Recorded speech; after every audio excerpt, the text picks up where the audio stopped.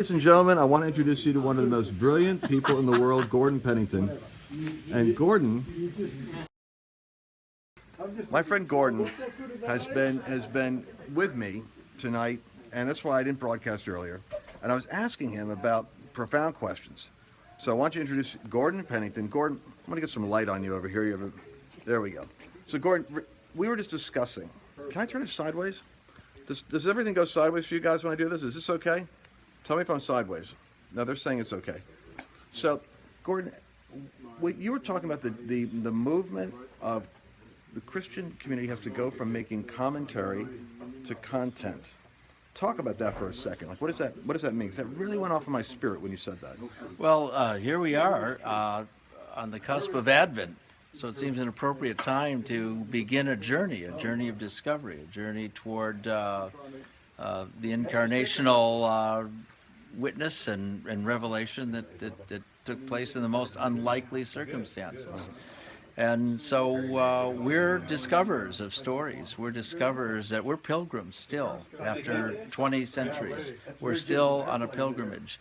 And it's our stories, our uniquely individual stories, that make our stories together, woven together, something unique. So rather than comment on what the culture is producing for us, this sort of pre-digested ideas, this propaganda that comes to us, it's really especially time for us to be unique again in telling our stories with a fresh look at the transcendent. So Christianity as a community tends to deliver a thumbs up or thumbs down verdict on subject matter, but we don't really curate a content to really help the world think in a sense like a worldview that invites them in to another way of thinking, unless they're speaking Christianese.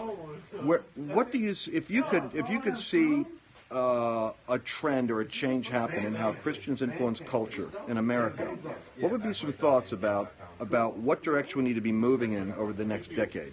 Oh, that's a great question. It seems like we're outsiders looking in on the culture that somebody else is creating now. So we're in a sort of postmodern perspective, looking at other people's stories. And in critiquing that, I think we've got better stories to tell. We just simply have to discipline ourselves to have the craftsmanship to tell stories with the kind of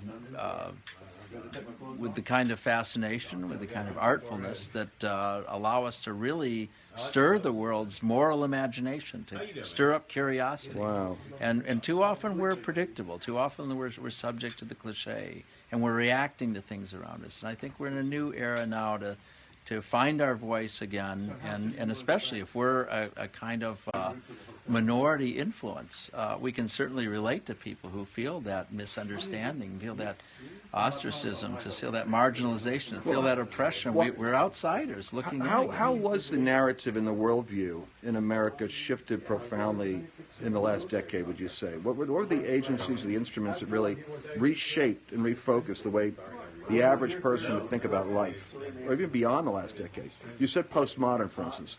What does postmodernism mean? Well, I think the idea that, look, we had an idea that there was a construct for years, that life had meaning, it was meant to be discovered as transcendent, and was taken for granted for a long time. French Enlightenment comes along, questions all that. Modernism comes along and says, science will reveal to us what life means. Let's look at this part and particle, right, and then we'll find some meaning from that. And postmodernism says you won't even find meaning in that. The existentialist comes along and says, look, life is what you invent it to be. There is no prior transcendent meaning to discover. There is no creator. There is no romantic journey to and this bleeds into the movies that we watch, the kinds of media that entertain us, the kind of journalism that we end up yielding to and listening to. And so are there any voices out there that you'd say, hey, we ought to be listening to more of? Anyone out there that you think we ought to be dialing in on? Well, sure. I think I'd go back to the classics, go back to the novelists, go back to people who have real ideas in long form. Unfortunately, today, we're fragmented, so we're getting this staccato series of briefer and briefer ideas, and those ideas are fragmenting, and so our souls are fragmented. We're disintegrative, and we really need to become more integrated. What do we look for? What do we aspire to? What do we like in other people? We like whole persons who have integrity. And that means they represent themselves and engage themselves with other people with a certain consistency of character. And we're looking for that. We want to be reintegrative. We want to find integrity. So let me ask you a question. This is just a brief thought here.